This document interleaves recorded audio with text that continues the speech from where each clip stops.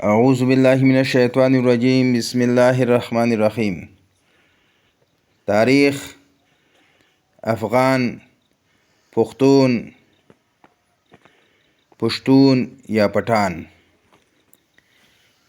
یہ سب الفاظ ہم معنی اور ایک دوسرے کے مترادف ہیں۔ انگریز اور غیر قوموں نے ان الفاظ کو جدا جدا معنی پہنانے کی کوشش کی تاکہ انہیں اپنے مقاصد کے لیے استعمال کریں، لیکن افغانستان اور خیبر پختونخوا یعنی لر اور بر کے تمام لوگ ایک افغان، ایک پشتون اور ایک پختون اور ایک پٹھان ہیں۔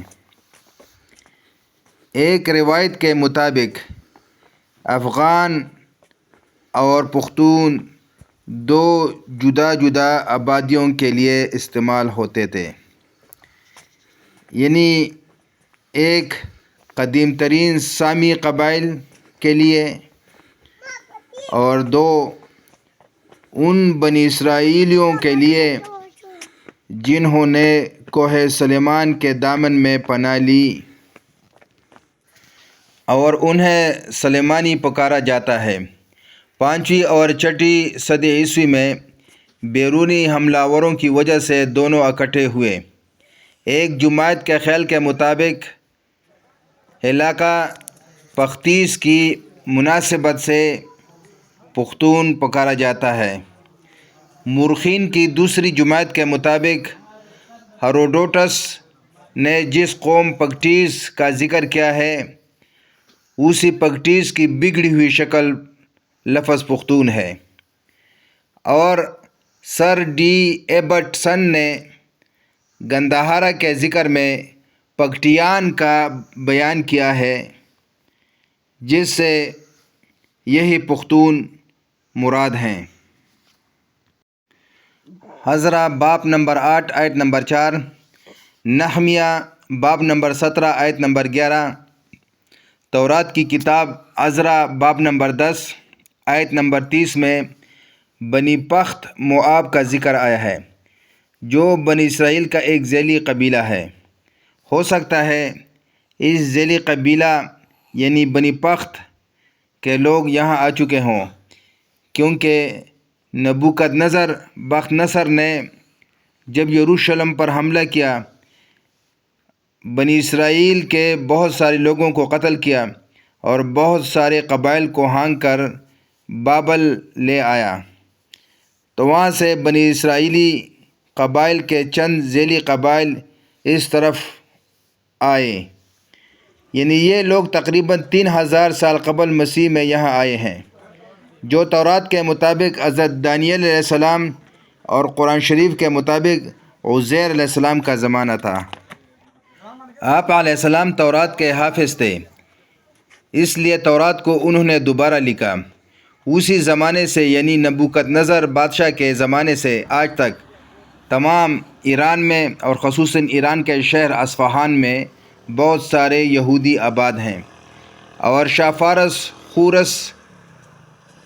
فارس خورس نے انہیں اور بیت المقدس کو دوبارہ آباد کرنے میں کافی مدد کی۔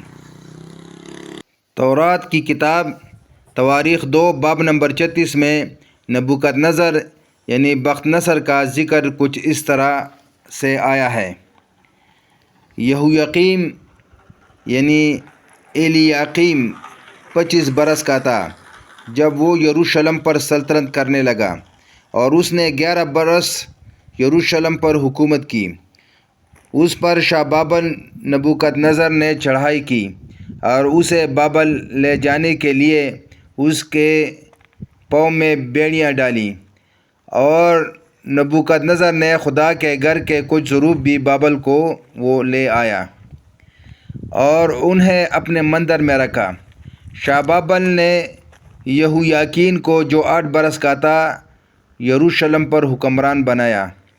3 مہینے 10 دن حکومت کرنے کے بعد نبوکد نظر نے اسے بھی نفیس برتنوں کے ساتھ بابل بلوایا اور اس کے بھائی صدقیہ کو یروشلم کا حکمران بنایا، جو 21 برس کا تھا۔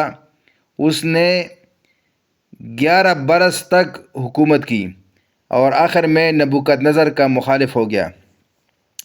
نبوکدنضر جو کسدیوں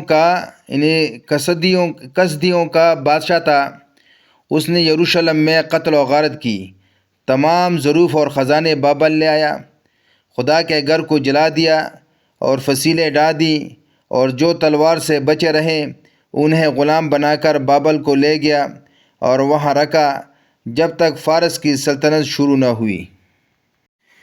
یروشلم یعنی بیت المقدس 70 برس تک ایسا ہی پڑا رہا، اور پھر اللہ تعالیٰ کے حکم کے مطابق شاہ فارس خورس نے اسے دوبارہ آباد کیا۔ اسی زمانے میں بنی اسرائیل تمام دنیا میں پراگندہ ہوئے اور کچھ قبائل خراسان کی طرف آئے۔ مختصر یہ کہ افغان یا پٹھان اپنی شکل و شباہت، طرز زندگی، لباس، خوراک، رسم و رواج، عبادات وغیرہ غرض کی کسی حیثیت سے آرین کے قریب دکھائی نہیں دیتے۔ یہ سامی الاصل قبائل بنی اسرائیلی یعنی آرین سے پہلے یہاں موجود تھے۔